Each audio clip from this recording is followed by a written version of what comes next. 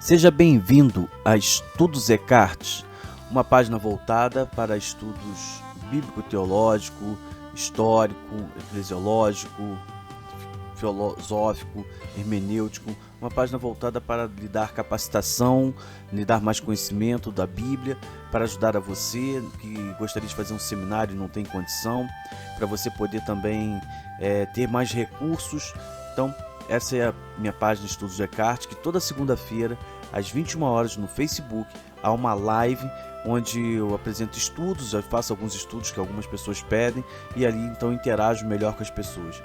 Junto a essa página de Estudos Eckhart, que eu criei em janeiro de 2019, nesse período da pandemia eu criei uma outra página, que é a Escola Bíblica Virtual. A Escola Bíblica Virtual é uma página voltada para estudos bíblicos temáticos que vai ajudar você a compreender melhor alguns assuntos da Bíblia. Estudos que as pessoas costumam dar estudos na igreja, devocionais, ajuda a pessoa a preparar um sermão ou ter um conhecimento um pouco mais específico para uma escola bíblica dominical. Então, a página da Escola Bíblica Virtual tem esse propósito. Tanto a Escola Bíblica Virtual quanto os Estudos Eckhart já estão tanto no Facebook como também no YouTube. Então, você pode ir no YouTube e vai encontrar os estudos de todas as duas e lá está com o nome de Escola Bíblica Virtual. Então, se você está chegando agora, você não conhece a página, tem vários estudos e você vai poder conhecer melhor. Eu peço que você interaja, coloque suas opiniões, pedidos de estudos, o que você achar importante para melhorar a página e que você também esteja aí curtindo, compartilhando, dando o seu like, mas não esqueça de ir no YouTube e se inscrever. É muito importante que você se inscreva para que aumente o número de inscritos e assim eu possa alcançar mais pessoas. O propósito dessas páginas é fazer com que eu possa ajudar pessoas que querem estudar a Bíblia e não têm condição. E quanto mais inscritos eu tenho, mais compartilhamentos eu tenho, maior começa a ficar o conhecimento dela e ajuda então a alcançar essas pessoas. Eu sou o Tione Eckhart, em alguns estudos já botei um pouco do meu currículo para que todos possam conhecer e tenho feito isso já de algum tempo e tenho me dedicado a esse ministério de estar ajudando você, capacitando você que quer conhecer um pouco mais da Bíblia. Então, eu espero que você esteja gostando e que você possa estar nos acompanhando. Temos feito um estudo sobre o livro de Atos Apóstolos, capítulo por capítulo, versículo por versículo, e a partir do dia de hoje, nesse estudo, nós vamos estar conhecendo sobre o tema ser cristão, que se encontra em Atos, capítulo 11, versículos 19 a 30. Vamos encerrar o capítulo 11 do livro de Atos Apóstolos. Mas antes de eu chegar no versículo 19, começar a falar sobre ele, eu quero fazer um retrospecto, porque é muito importante a gente entender isso. Lucas até aqui apresenta, no livro dos Atos, ele apresenta o seguinte: do capítulo 1 ao capítulo 8, versículo 8, ele apresenta o surgimento, o crescimento, a perseguição da igreja e a dispersão dos discípulos, dos apóstolos. Então Lucas apresenta isso tudo do capítulo 1 ao capítulo 8. Do capítulo 8 ao versículo 9, do capítulo 8, versículo 9 ao capítulo 9, versículo 30, ele vai falar a respeito de Saulo. Então, ele vai se dedicar mais sobre Saulo. No capítulo 9, versículo 31, agora, ele vai falar a respeito de Pedro, após a dispersão que ocorreu ali em Atos 8:4. Então, ele vai falar agora sobre Pedro. É como se parasse um pouco de falar de Saulo e ele volta a falar um pouco daquilo ali, voltando temas, né? E no capítulo 11, versículo 19, que é o capítulo de hoje, ele vai comentar a respeito dos discípulos após essa dispersão, de que consta em Atos 8:4. Por que é importante nós entendermos isso? Porque em Atos 11, versículos 19 e 20, diz o seguinte: então, os que foram dispersos por causa da tribulação que sobreveio a Estevão se espalharam até a Fenícia, Chipre e Antioquia, não anunciando a ninguém a palavra, senão somente aos judeus. Alguns deles, porém, que eram de Chipre e de Cirene, que foram até Antioquia, falavam também aos gregos, anunciando-lhes o evangelho do Senhor Jesus. Então, nós podemos ver aqui que Lucas volta à dispersão, aquele momento de Estevão. Ele vai citar a morte de Estevão. Ele parou, ele fala de Paulo, ele fala de Pedro, ele vai fazer uma comparação que os dois foram chamados por Deus e começam um grande ministério, cada um na sua área, e agora volta novamente para aquele momento, como se fosse abrindo um quadro específico sobre esses assuntos. E ele vai dar continuidade ao que ele parou lá em Atos 8:4. Para você entender um pouquinho, que aqui o texto vai falar no versículo 19 e versículo 20, vai falar a respeito de Fenícia, Chipre, Antioquia, né, Chipre, Cirene. Então eu coloco uns mapas para que você possa conhecer um pouco e você vai compreender um pouquinho sobre isso, né? Então você vai entender aí que aqui está a Judéia, a caminha de Judéia até Antioquia, Judéia até Chipre, para você conhecer essa parte, né, que vai dizer que se espalharam até a Fenícia, Chipre e Antioquia. Então eles foram da Judéia, foram para Antioquia, foram para Chipre e eles se espalharam, eles fizeram todo esse trajeto. Tem um outro mapa que você possa conhecer melhor e colocando aí a Fenícia, né? Então está aqui Jerusalém, Fenícia, Chipre, Antioquia. Então eles caminharam aí, foram nessa região, se espalharam por essas regiões. E aqui um outro mapa que você vai conhecer, vai ver aqui Cirene. Então está aqui Cirene nesse canto. Aqui, Cirene fazia parte do Egito. Então para você conhecer, ter uma noção do que está sendo falado, né, nesses 2 versículos de Atos, né? Chipre, que nós já vimos, e de Cirene eles foram para Antioquia e para Chipre.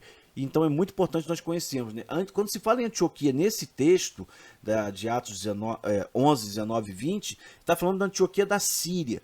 A Antioquia da Síria era a 3ª maior cidade do Império Romano, também conhecida como a Cidade Dourada ou a Rainha do Oriente. A Antioquia da Síria era muito estruturada, era a única cidade da época que tinha iluminação noturna, era uma cidade populosa e com muita religiosidade e cultura. Apesar de alguns pregarem só aos judeus, um grupo que estava lá também pregava aos gentios. Então nós devemos entender isso, devemos ver que eles estavam nesse período já fazendo essa parte, levando o evangelho também aos gentios. Então eles não pararam, não estavam pregando só nas sinagogas, só para os judeus, eles começaram a pregar aos gentios, e esse ato que foi criado aí entre Atos 8:4 até Atos 11:19, apresenta esse evangelho pregado aos gentios, principalmente por Paulo, mas também com Pedro, nós vimos isso. Então a partir desse momento é que vai surgir os primeiros cristãos. A Bíblia vai falar que surgem então os cristãos, até então eles não eram chamados assim.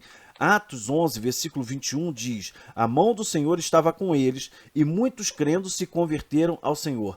A palavra, o verbo converter, né, que é utilizado aí, converter, significa voltar a direção a algo. É como se a pessoa voltasse, ela mudasse o rumo, ela estava indo para um lado e ela volta o seu rumo para Cristo. Então, se converteram ao Senhor. Atos 11, de 22 a 26 diz o seguinte: a notícia a respeito dele chegou aos ouvidos da igreja que estava em Jerusalém, e enviaram Barnabé até Antioquia. Tendo ele chegado e vendo a graça de Deus, alegrou-se e exortava a todos que, com firmeza de coração, permanecessem no Senhor, porque era homem bom, cheio do Espírito Santo e de fé, e muita gente se uniu ao Senhor. E partiu Barnabé para Tarso à procura de Saulo. Tendo-o encontrado, levou-o para Antioquia, e por todo um ano se reuniram naquela igreja e ensinaram numerosa multidão. Em Antioquia foram os discípulos pela primeira vez chamados de cristão. Então nós temos que entender aqui esse ponto que é muito importante você compreender. Primeiro, Barnabé, a Bíblia apresenta Barnabé como sendo exemplo para a vida cristã. Eu já expliquei sobre Barnabé lá em Atos 6, quando a gente fala da escolha dos discípulos e quem era Barnabé. Agora ele ficou sabendo o que está acontecendo e vai até Antioquia, e quando ele chega lá ele tem uma nova experiência, e aí ele começa a adorar a Deus juntamente com os cristãos gentios, mas ele não faz apenas isso, ele os orienta. É muito importante nós termos essa compreensão de que Barnabé os orienta. Barnabé viu que o número de cristãos aumentou, então ele viu a necessidade de ser ajudado, e ele foi até Tarso buscar Saulo, porque ele sabia que Saulo poderia ajudá-lo. Saulo é Paulo, né? É o primeiro nome dele, até que ele venha mudar de nome, nós vamos ver essa mudança. Só que Barnabé vai lá porque Saulo estava explicando melhor às pessoas, então ele foi lá, chamou Saulo, falou: vamos lá, tem gentios se convertendo, eu preciso que você venha explicá-los pela Bíblia, pelas Escrituras, pelo Antigo Testamento, que era o que eles liam naquela época. Então ele busca Saulo para lá. E veja que ponto importante que vai dizer o versículo 26, que eles ficaram lá por um ano doutrinando, a palavra doutrina e ensino. Eles ficaram um ano ensinando os gentios. E é muito importante nós entendermos isso, que hoje as pessoas falam assim: não, vem para a igreja, aceita Jesus, acabou, fica aqui. As pessoas têm que te aceitar, a igreja tem que aceitar, não pode ficar ensinando, não precisa nada disso, Jesus te ama e acabou. Não, Quem não conhece, quem não é judeu, que não conhece as escrituras, que não tem essa conversão compreendendo a promessa de Deus, a aliança de Deus, é necessário conhecer. Por isso que nós, que não viemos da linhagem judaica, nós precisamos compreender, principalmente, e ainda mais aquela pessoa que não foi criada na igreja, precisa entender. Como tem crente hoje que não conhece nada da Bíblia, se diz cristão, ama Jesus, tem fé, mas tudo que conhece é o que ouve pela internet, pelo YouTube, por vários pregadores aí, não tem um conhecimento bíblico.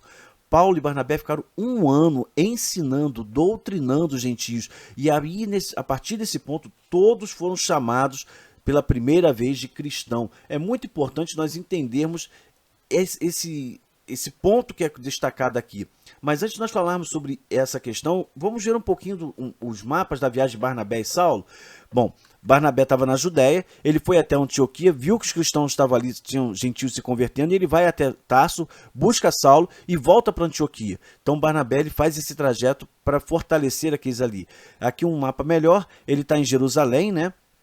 Ele vai até Antioquia, chega em Antioquia, vê o que acontece, vai até Tarso, busca Saulo e volta para Antioquia da Síria. Então Barnabé está ali.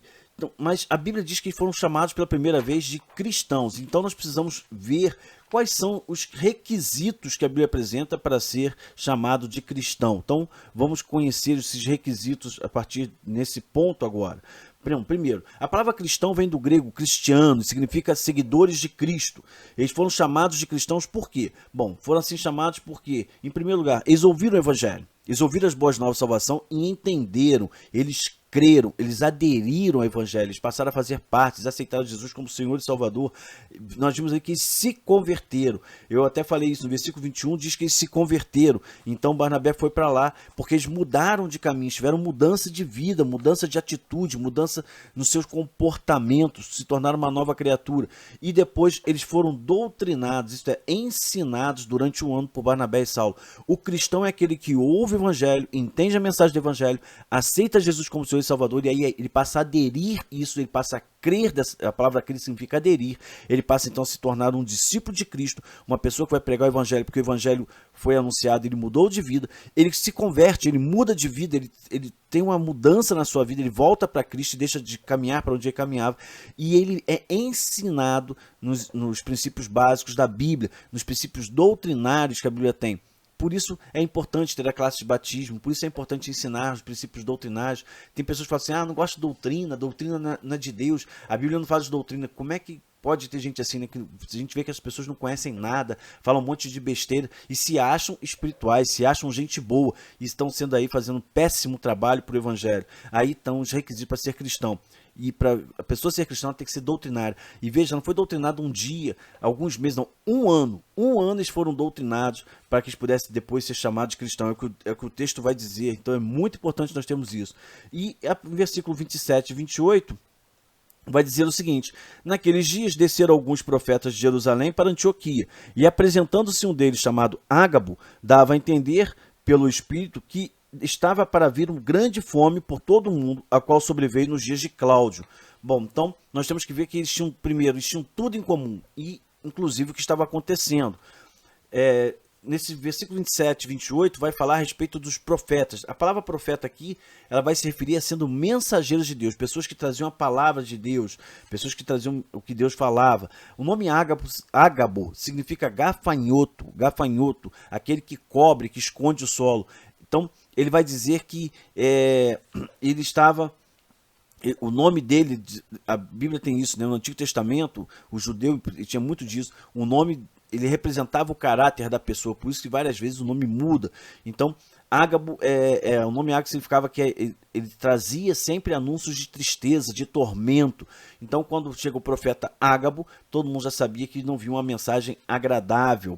Então ele vai falar, ele dava a entender, o texto vai dizer assim, que quando ele está falando, ele vai falar aqui no versículo 28, né, apresentando-se um deles chamado Ágabo, que era de anúncio de tristeza, de tormento, dava a entender, quer dizer, ele indicava o que ia acontecer, ele estava mostrando, né, e vai falar sobre uma grande fome como nos dias de Cláudio. Bom, quem foi Cláudio? Cláudio foi o imperador Cláudio César, de que ele foi imperador de 49 a 50 depois de Cristo, e 2 vezes houve fome no Império de Cláudio César. Então nós já estamos vendo aí que já dá para ter uma noção da data que está acontecendo, entre 49 e 50 depois de Cristo, mais aí de 10 anos que Cristo já tinha ressuscitado. Então houve uma grande fome e as colheitas nesse período elas ficaram escassas por vários anos, atingindo a Judéia, fazendo com que muitos morressem por não terem dinheiro para comprar alimento. Antes, né, disso, havia abundância em Jerusalém. Depois veio a fome. Então ele foi anunciar, vai acontecer como aconteceu nos dias de Cláudio. Então se preparem, vocês comecem a trabalhar, porque vocês vão passar fome. Então é muito importante. Bom, eu coloquei umas fotos aqui para você ver quando se fala sobre os gafanhotos, né? Quando vai falar o que se diz sobre a respeito de gafanhoto. Por que gafanhoto é relacionado a uma praga? Apesar que há pouco tempo agora veio uma nuvem de gafanhoto e todo mundo viu aí, aconteceu na África, aconteceu acho, na Argentina e estava para vir para o Brasil, mas eu te peguei umas fotos na internet de gafanhotos lá na região do Oriente Médio, só para você ter uma noção. Olha como fica o céu, né? A nuvem de gafanhoto, e onde eles passam e sai destruindo toda a plantação. Então, o nome ágabo era isso, gafanhoto, algo que as pessoas sabiam que não era agradável, então viam uma mensagem ruim.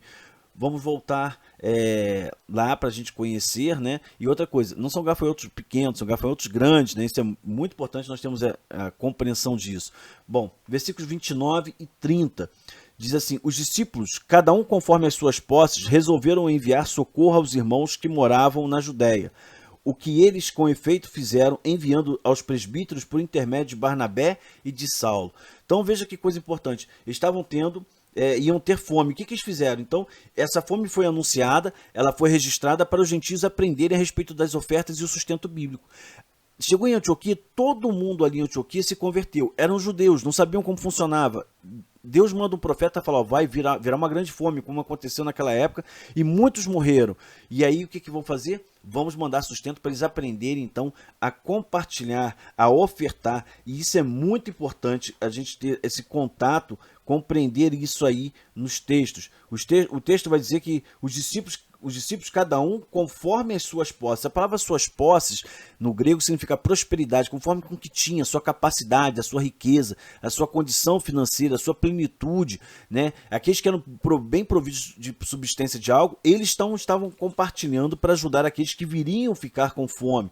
Então vai dizer, conforme suas posses, resolveram enviar socorro. A palavra socorro aqui é diaconia. Então resolveram servir, enviar serviços para ajudar as pessoas, atender as pessoas que poderiam vir passar fome. E é muito importante nós entendermos isso, né? Nesta passagem. Enviar aos irmãos que moravam na Judéia. O que eles com efeito fizeram, enviando aos presbíteros. Presbítero, a palavra presbítero significa idoso, ancião, mais velho.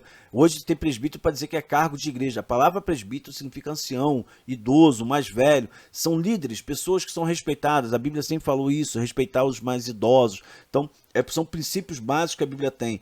Então, eles mandavam porque os idosos eram aqueles que iriam fazer a distribuição. Então, os novos cristãos, os gentios, eles precisavam entender os mesmos princípios que os apóstolos ensinaram lá em Atos, capítulo 4, versículo 34, que diz o seguinte: pois nenhum necessitado havia entre eles, porquanto os que possuíam terras ou casas, vendendo-as, traziam os valores correspondentes. É muito importante nós entendermos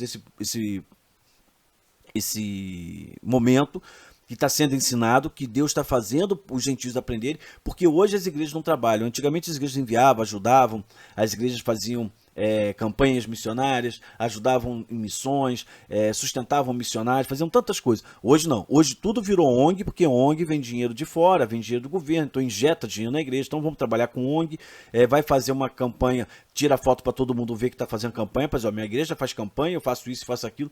Mas a Bíblia sempre apresentou que os domésticos da fé, aqueles irmãos, aqueles que trabalham na igreja, a igreja sempre ajudou. E a igreja precisa ajudar os seus irmãos. É muito importante. Aquele que tem mais, aquele que Deus tem abençoado, tem que ajudar o próximo. Então é muito importante que tenha isso. Isso não é feito de qualquer forma, é feito de uma administração séria. Mas é muito difícil ter uma igreja assim hoje.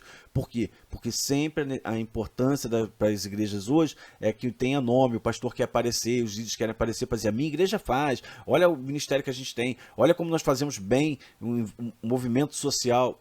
E aí deixou de ser um princípio bíblico, se tornou um princípio político, ideológico, e quando a igreja começa a seguir princípios políticos e ideológicos, ela se afasta demais de Deus. O Antigo Testamento mostra isso claramente no período ali de reis, é só ler e ver juntamente com os profetas. Mas, voltando ao texto, então, vamos conhecer o retorno, então, porque o texto vai dizer que Paulo e Barnabé voltaram lá para levar os suprimentos para a Judéia. Então eles estão em Antioquia e eles retornam até a Judéia para que eles pudessem ali ajudar os irmãos que iam passar esse período de fome, né? Bom, diante de tudo isso nós estamos vendo, esse encerramento do capítulo 11, o que nós podemos tirar como lição para os dias de hoje? Tem alguns pontos importantes que nós podemos destacar para os dias de hoje. Bom, o primeiro ponto é que nós devemos pregar a todos onde formos. Não importa se é gentio, se é pessoa, se é judeu, se é pessoa gente boa, se é pessoa de família, se é pessoa que está à margem da sociedade, não importa. Você tem que pregar o evangelho a todos, porque Jesus quer salvar a todos.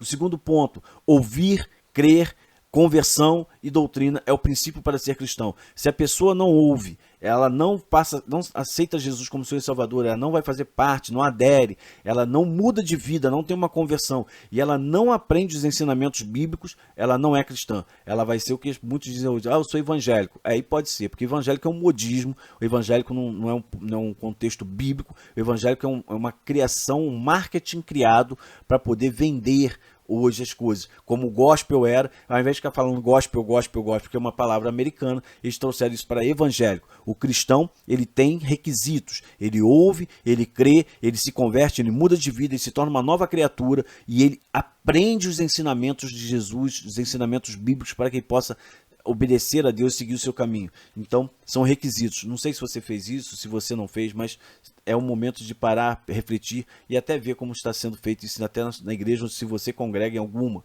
Outro ponto, devemos ajudar os irmãos e igrejas que estão em necessidade. Sempre devemos ajudar, nunca pensando no nosso para a gente, mas sempre pensando na necessidade que eles passam. E por último, Deus age com cada um conforme a sua vontade. Foi o que Deus fez. Naquele momento ele mandou uma fome para que as pessoas pudessem compreender que Deus estava ali ensinando eles, não só com os ensinamentos, com as doutrinas, mas também na prática, como eles deveriam agir, como todos os cristãos fizeram lá no início. É muito importante nós entendermos isso. Então, nós devemos voltar para a Bíblia e voltar principalmente para a igreja como era na época de Atos dos Apóstolos. Como é importante nós termos essa compreensão. Porém, antes de encerrar, eu gostaria de deixar uma pergunta para que você pudesse pensar e refletir. Você tem os requisitos para ser um cristão? Você tem esses requisitos? Você ouviu? Você crê? Você se tornou um discípulo de Cristo? Você mudou de vida? Você conhece os ensinamentos bíblicos porque você estudou ou porque você ouve? Ou porque as pessoas falam, ou você conhece alguns versículos. Cuidado, se você não tem os requisitos para ser um cristão, você não é um cristão. Os requisitos estão vinculados à conversão, à transformação. É muito importante termos essa compreensão. Então, eu espero que você esteja entendendo, espero que você compreenda, espero que seja muito útil para você. Se você gostou do estudo, que você esteja dando aí seu likezinho, interagindo, esteja compartilhando, curtindo, se inscrevendo lá no YouTube, é muito importante. Mas o mais importante também é que você esteja interagindo. Dê sua sugestão de estudo, críticas, fique bem à vontade para que a gente possa melhorar cada vez mais, ok? Eu espero que você tenha gostado e até o próximo estudo, onde aprenderemos mais sobre Atos dos Apóstolos.